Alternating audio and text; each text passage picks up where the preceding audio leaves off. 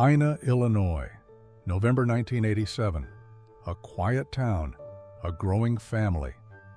Keith and Elaine Dardeen lived a simple life with their young son Peter and a baby girl on the way. They kept to themselves, never let strangers in, even listed their trailer for sale because crime was creeping closer. Then, one morning, they vanished. What police found inside their home would haunt even the most hardened detectives.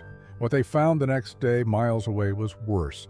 No motive, no forced entry, no leads, just a trail of blood, fear, and questions, stretching across counties and decades. The killer was never found, but now, AI is doing what no human could, digging deeper, faster, and smarter through decades of evidence. This is the Dardeen family murder, one of the most horrifying unsolved cases in American history, and the AI is watching. Keith and Elaine Dardeen were the kind of couple everyone in town liked. They were quiet, polite, and stayed out of trouble. They lived in a small trailer just outside Ina, Illinois, with their 3-year-old son, Peter. Elaine was also pregnant, expecting their second child, a baby girl. The Dardeens were very religious. They went to church regularly and were known for being kind and well-mannered. Keith worked at a water treatment plant nearby. Elaine stayed home with Peter. They didn't party, drink, or cause drama. They just wanted a simple, peaceful life. But Keith was worried about rising crime in the area. The town had seen a few violent crimes, and it made him uneasy. So uneasy, in fact, that he decided to sell their trailer and move the family to a safer place. He even kept a baseball bat by the bed and a gun hidden close by, just in case. He was extremely protective of his family. Friends said Keith wouldn't even open the door for someone he didn't know. Strangers weren't allowed in the house, not ever. But everything changed on November 18th. That morning, Keith didn't show up for work. When a coworker tried calling the house and got no answer, he became worried. He drove out to the Dardeen trailer, knocked on the door, and eventually called the police. Inside the trailer, officers found a nightmare. Elaine was lying on the bed, bludgeoned to death with a baseball bat, the very bat Keith kept by the bed for protection. Beside her was the body of their 3-year-old son, Peter, also beaten. Blood covered the room. But what shocked the investigators even more, Elaine had gone into labor during the attack. The killer had delivered the baby and then murdered the newborn. At first, police suspected Keith. His body was missing, and the scene looked personal, not like a robbery. But that theory quickly fell apart. The next day, hunters discovered Keith's body in a nearby field. He had been shot 3 times, then mutilated. His car was found parked near a police station in another town, as if someone had tried to get rid of it quietly. This wasn't just a murder. It was a massacre, and it made no sense. There were no signs of forced entry. Nothing in the trailer was stolen. Despite all this, the Dardeens had no enemies. No one had a grudge. They weren't involved in anything shady. No drugs, no gambling, no debts. Police couldn't find any reason why someone would want to hurt them. It made the crime even more confusing. How did someone get close enough to them to carry out such a brutal attack, especially when Keith had been so cautious? The Dardeens were just a normal, loving family trying to stay safe. But somehow, they became the victims of one of the most shocking and unexplained crimes in Illinois history. When police arrived at the Dardeen family trailer, what they found didn't make any sense. There were no signs of forced entry, no broken windows, no kicked-in doors. It looked like someone had either been let in or already knew how to get inside without a struggle. That was strange, especially for a man like Keith, who was extremely cautious. He never opened the door to strangers and even kept the house locked during the day. Inside, the scene was horrific. Elaine, who was heavily pregnant, had been tied up and beaten to death with a baseball bat, the very same one Keith kept near the bed for protection. Lying next to her were the bodies of her 3-year-old son, Peter, and the newborn baby girl she had gone into labor with during the attack. Elaine had given birth while being beaten, and the killer had murdered the newborn too.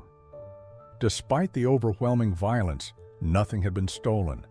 There was cash in the home. Valuables were untouched. This wasn't a robbery gone wrong. Even stranger, the killer had stayed after the murders, long enough to clean up a little, long enough to tuck the bodies into bed, almost as if trying to cover up what had happened or give the illusion of peace. It felt staged, deliberate. The use of the baseball bat made it feel personal, cruel in a way that knives or guns usually don't. Beating someone to death, especially a pregnant woman and children, takes time and rage. It's not something done quickly or without emotion. Investigators believe this wasn't random. Whoever did this wanted to send a message or release deep anger. But again, no enemies, no motive, nothing fit. The crime scene was a chilling contradiction, brutal and savage, yet oddly quiet. Nothing broken, nothing taken. Just a whole family wiped out in one of the most violent and baffling ways imaginable, and a killer who, for reasons still unknown, took their time.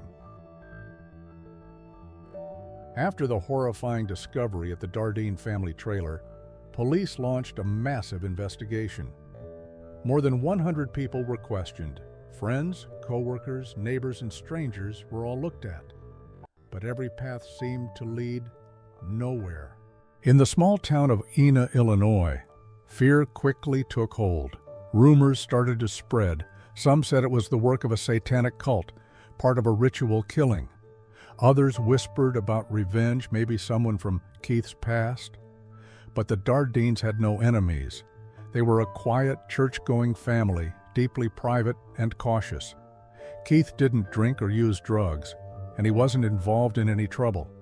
Elaine was equally reserved and gentle. There was nothing in their lives that pointed to a reason for such brutality. Then came the darker rumors that this might have been a random act of violence, a drifter, a killer just passing through. That idea scared the community the most. If it wasn't personal, it meant it could happen to anyone. As months turned into years, the case grew cold. No fingerprints, no murder weapon, no eyewitnesses. Even with the strange crime scene and the excessive violence, nothing gave investigators a clear path forward. Then a name came up: Otis Toole. He was already known as a serial killer, linked to his partner Henry Lee Lucas. Together, the two had claimed responsibility for dozens of murders across the country, some real, many made up. Toole confessed to killing the Dardeen family. He gave chilling details, saying he was invited into their home and attacked them with a baseball bat. But the timeline didn't fit. The route he claimed to take didn't match travel records, and the details he gave were off, things that had never been made public. Investigators suspected he had read about the case or heard it secondhand. Eventually, Toole recanted his confession. Just like Lucas, he had a long history of false claims. He seemed to enjoy the attention. The case hit a dead end again. Over time, technology improved, and new investigators took fresh looks. DNA testing was done on evidence, but nothing new turned up.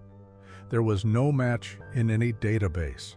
Despite the public interest and countless hours spent chasing leads, no suspect was ever charged. Theories still linger, from cult killings to transient killers. But the deeper investigators looked, the more confusing the case became. Even now, decades later, the murder of the Dardeen family remains one of the most unsettling cold cases in American history. Not just because of the brutality, but because there's still no reason for it. No motive, no answers, just a family destroyed and a silence that's never been broken. More than 3 decades after the brutal murders of the Dardeen family, traditional investigative methods had hit a wall.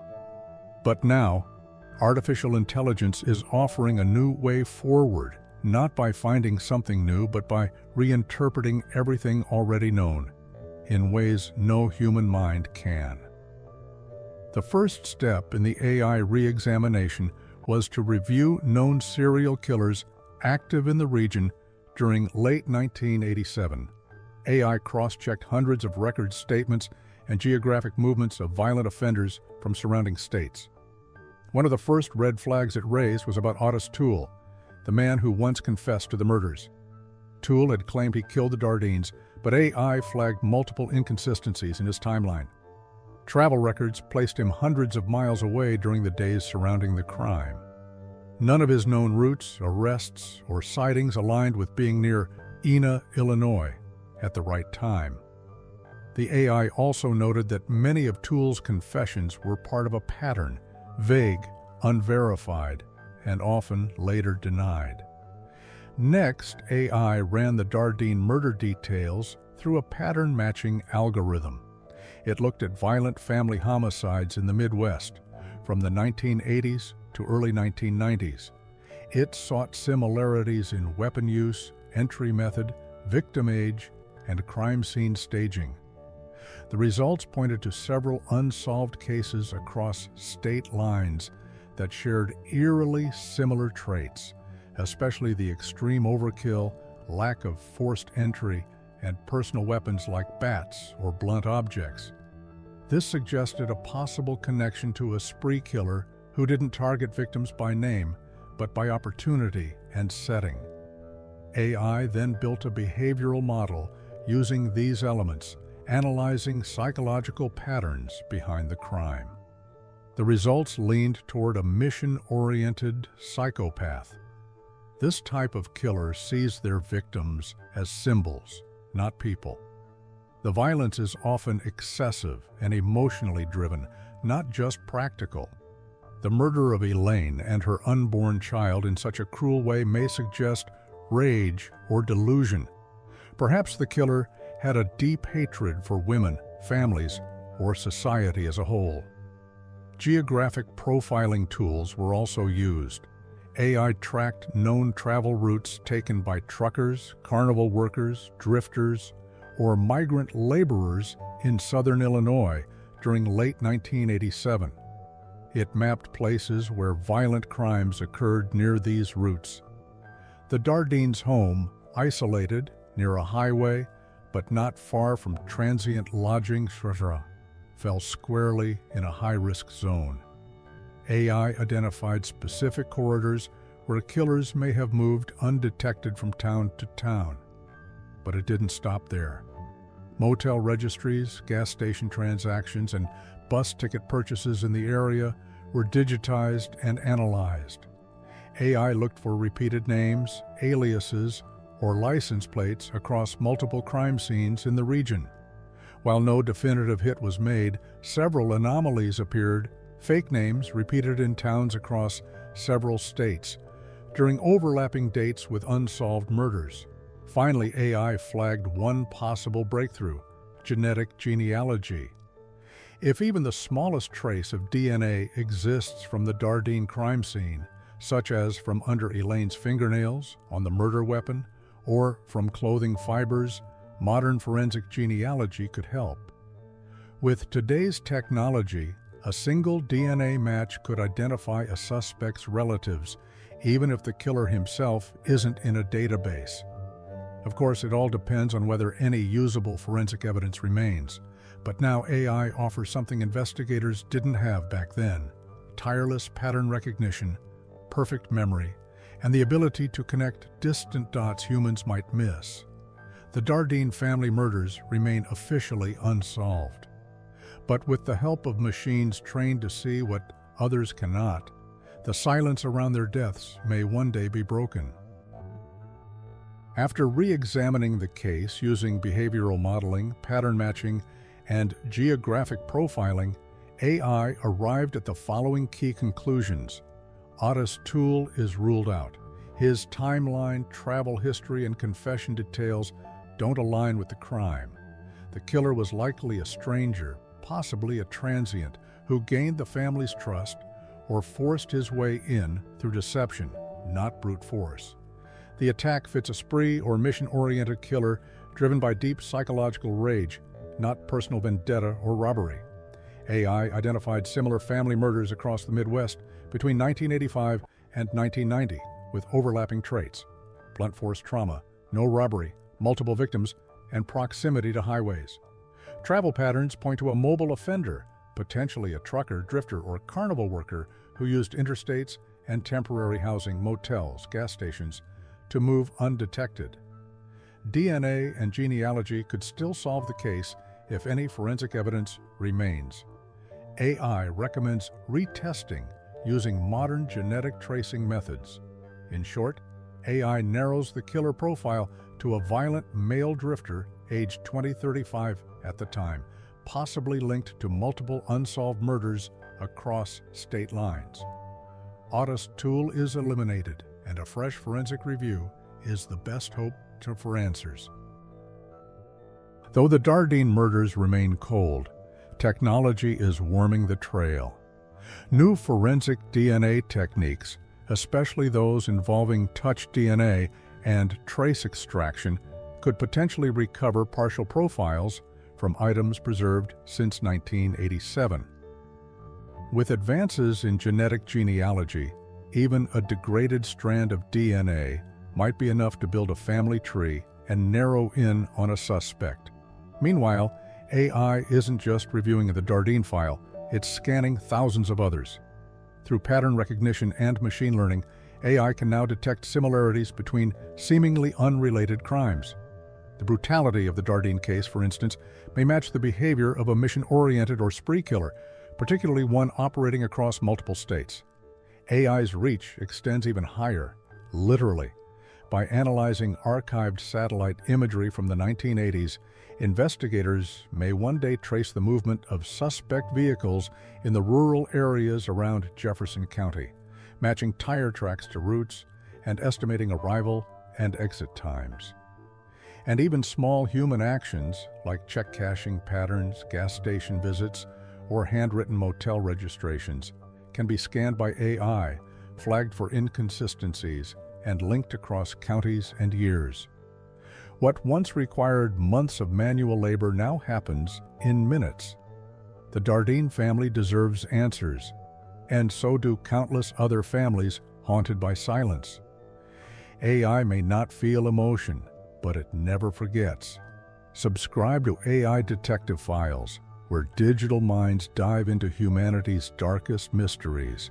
Like, share, comment your theories. Because cold doesn't mean forgotten. And sometimes, the truth just needs better tools.